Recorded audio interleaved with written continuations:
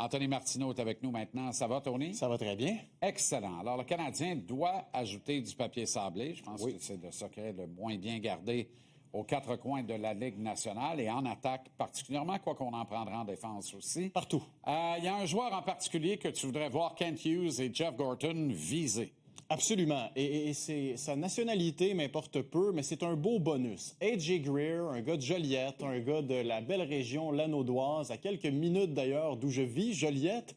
Et comme je l'ai dit, sa nationalité est un bonus, mais le gars, son style de jeu cadrerait, ça reste conditionnel, mais parfaitement avec ce que recherche Jean-Charles, le Canadien de Montréal. Tu sais que la mentalité de cette famille-là, qui est une famille très soudée. Je pense que Wayne est un ami à toi, Jean-Charles, à qui j'ai parlé. Les parents et le garçon, toute la gang, là, ouais. on a été...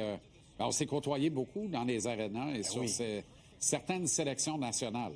Petit cercle, hein, le hockey mineur quand même. Et Wayne me disait que la mentalité de cette famille-là, le slogan encore aujourd'hui, avant chaque match d'A.J. Greer, son père lui texte « Work hard, have fun ». Alors, travaille fort et aie du plaisir ensuite. Voilà. Récolte le fruit de tes efforts. On voit à l'écran ce qu'il peut amener comme jeu. A.J. Greer, hein, c'est un attaquant qui a quand même marqué 17 buts cette année. Il a eu les opportunités, enfin, de s'épanouir un peu offensivement.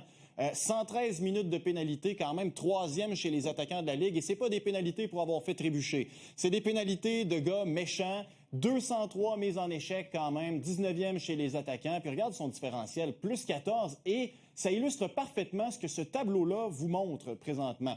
48 buts marqués pour les Panthers quand Greer était sur la glace. Seulement 36 encaissés lorsque le Québécois était là. Et ça, je vous rappelle que les Panthers, Jean-Charles, c'est une équipe qui en a arraché cette année. Alors, son pourcentage d'efficacité, buts marqués, buts encaissés, le classe au premier rang des Panthers de la Floride. Alors, moi, je vous dis présentement, de source sûre, là, on va tester premièrement le marché des joueurs autonomes chez A.J. Greer, de belles images qu'on voit là. Hein. On va tester le marché des joueurs autonomes du côté d'A.J. Greer. Présentement, les Panthers n'ont pas les liquidités pour lui offrir ce qu'il demande. Est-ce que ça peut changer? Oui, mais présentement, le clan Greer va tester le marché de l'autonomie. Est-ce que le Canadien doit être sur la liste de clients qui s'informent? Moi, je pense qu'assurément, on doit faire un appel. C'est écrit noir sur blanc dans tous les livres de gens qui connaissent le hockey. On va dire de quoi? Il y a 29 ans, là, il va avoir 30. Ou il a peut-être eu, là. 29. Il y a 29, ouais, 29.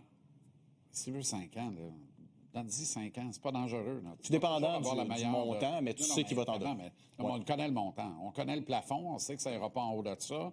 Je pense que le kid le sait, son entourage aussi.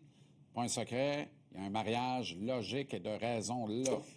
Il veut tester le marché. Il va tester le marché. Ouais. Il a grandi en admirant le Canadien. Arrêtons, là.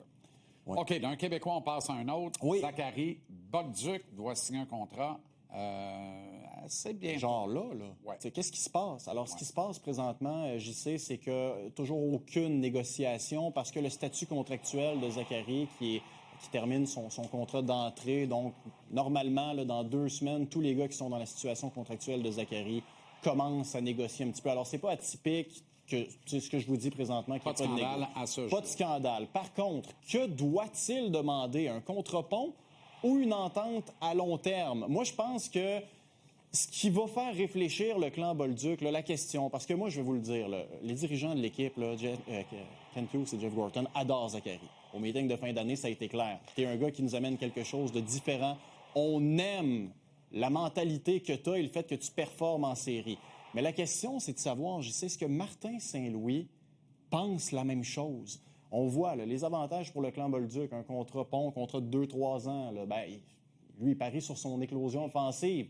Avantage pour Kent Hughes, on continue d'évaluer les joueurs sans se menotter plus longtemps, mais... C'est un win-win d'avoir un contre-pont. Exact. En autant, et c'est ça mon point, que Martin Saint-Louis ait envie de donner autant d'opportunités à Zachary que Kent Hughes en a. Voilà pourquoi le clan Bolduc devrait viser une entente de 3 ans. Le Canadien va essayer d'étirer ça le plus longtemps possible. Encore une fois, on risque de s'entendre à 4 ans. C'est ça, parce que si t'es les joueurs, tu te dis, OK, mettons un 5-6 ans pour 5 millions, mettons, un peu plus que 5. Mettons, t'as de l'argent qui est garanti, en sachant que, tu n'auras peut-être pas juste un 2 ans avec un coach qui veut pas te faire jouer. Tu disais, pour le Canadien, 4 ans et n'importe où entre 15 et 16 millions. Puis, garde bien, on va s'assurer que Martin Saint-Louis l'aime parce qu'on va pouvoir faire 125, 130, 135 cents dans le dollar sur un contrat comme ça. On est d'accord, mais il faut que ça se passe. Parce que Zachary a plus à offrir que des minutes de 3-4e ligne avec Jake Evans et Joe Veleno. Merci, mon ami. Toujours plaisant. Excellent travail. Bien